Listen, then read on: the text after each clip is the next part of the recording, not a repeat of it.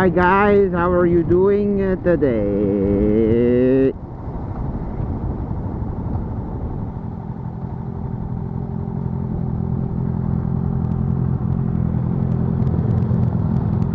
How are you guys doing today?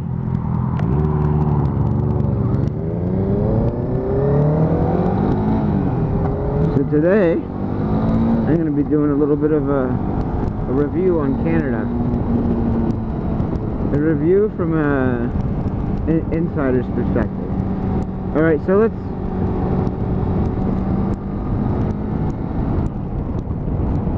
let's start with the good things about Canada. Canada is very safe.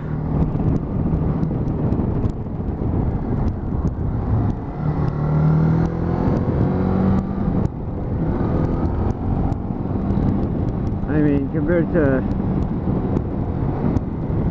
Holy shit, this turns. Compared to the US,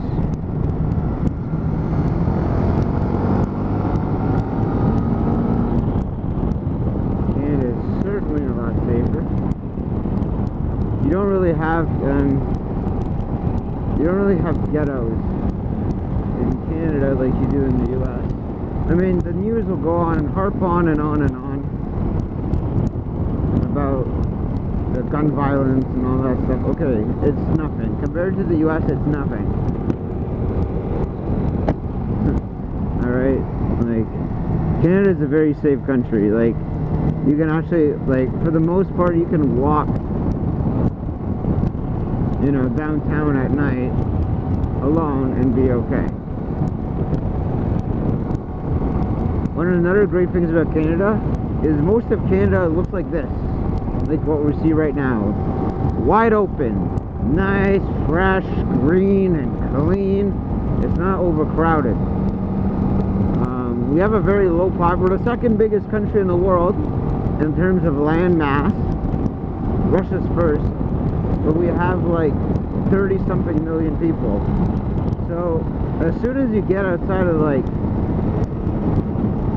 Toronto, in like the suburbs, it's wide open. Like you could literally spend like weeks just adventuring Canada. Like I've been here 26 years of my life and I haven't seen all that Canada has to offer in terms of its natural beauty. So those are the two best things I think about Canada. Let's another good thing I would say about Canada is we've got, they're not as good as Europe, mind you, but we've got a lot of social programs, social welfare, and what the heck, like, you know, social programs in the sense that, you know, where you put your taxes towards. Like we've got free health care, so whether you're homeless or a millionaire, everyone has access to things like cancer treatment. Drugs as well are a lot cheaper, like prescription drugs in Canada. So, I mean, so yeah, so Canada's progressive in that sense.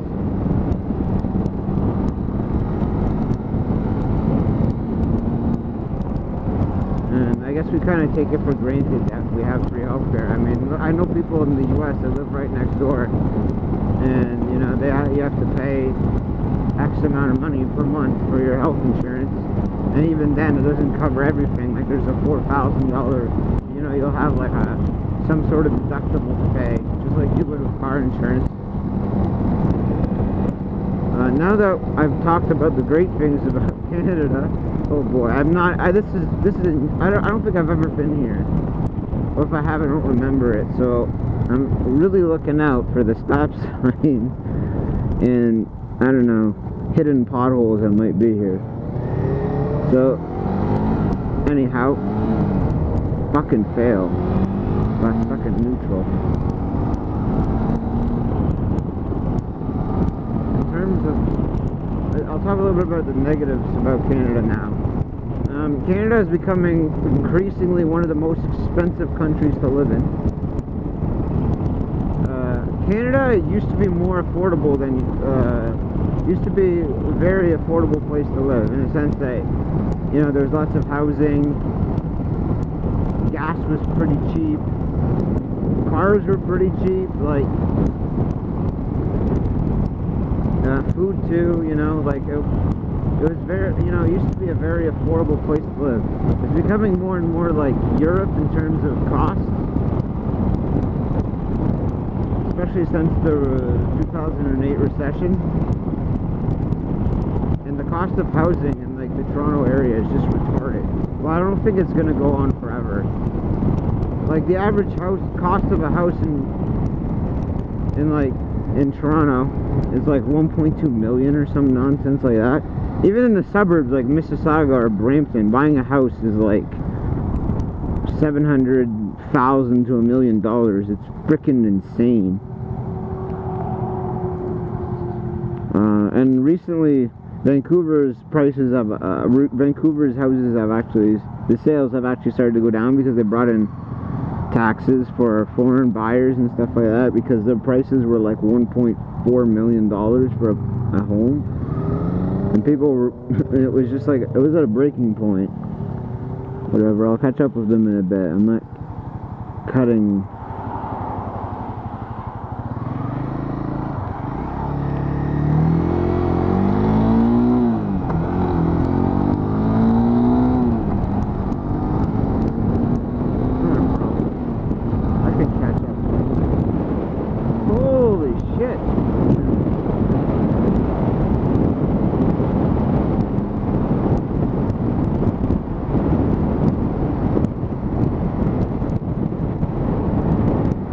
It's like an 80 zone.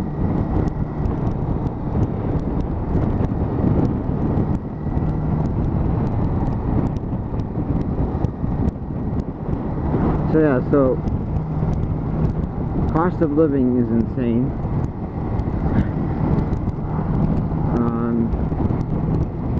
But I think the housing prices will drop. It's just a matter of you know, is it going to crash like the US did, or is it going to slowly go down over a long period of time? And one of the other negative things about Canada is it's freaking cold. Now if you like winter sports, I guess you'll like it. But the thing is, if you live in the Toronto area, there's not much you can do in terms of winter sports other than like skating, hockey. Like you can't go skiing, and you can't, we don't really get enough snow for it anyway. It's just cold, like in the minuses all the time. -10, stuff like that. So if you live in Northern Ontario and you love winter sports, you'll have a blast. In Toronto, I'd say we get about 4 months of winter, really. In terms, like when I mean winter, I mean like the minus temperatures. It's cold really for about 6 months out of the year.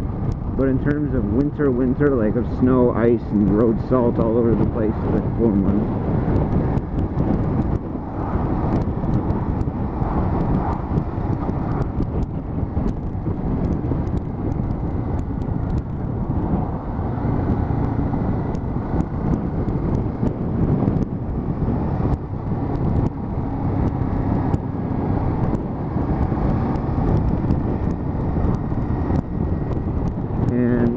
Also, because our winters are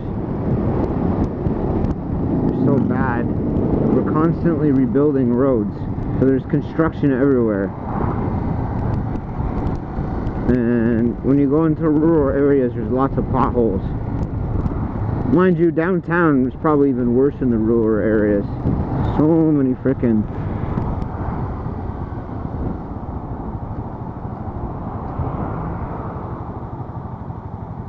potholes and shit, and the roads are all bumpy and there's lane closures everywhere. And the thing is, when the Toronto area, this is more specific to the Toronto area, when they're building up, when they haven't frickin' made any new highways in like 30 years, so as a result, you've got way too much traffic on the highways. Like the 401 is basically a giant parking lot every morning. And the drivers are freaking crazy. So yeah, that's another thing. Oh, and another thing too, in terms of drivers, Canada's drivers are not, Ontario at least, in the Toronto area, not the best for first world standards, mind you. I don't want to compare them to like China or India. I'm talking about like first world standards, pretty bad. People don't really give way. People don't follow right of way. They don't use turn signals. They do aggressive lane changes. They tailgate.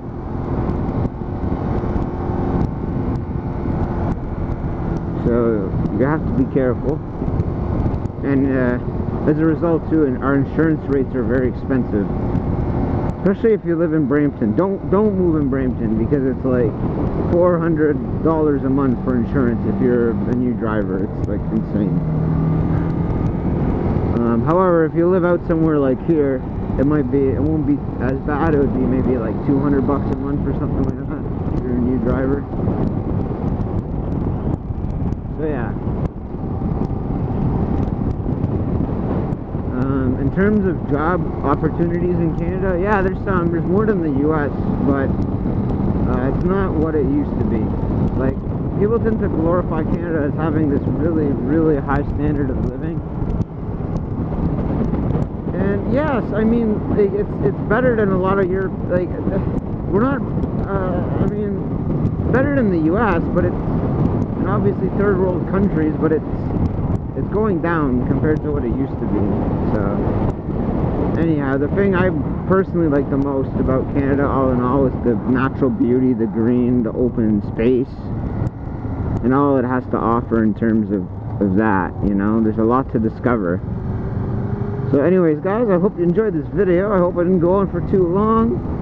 Hope you enjoyed some of the sightseeing in Caledon, and have you guys a wonderful day.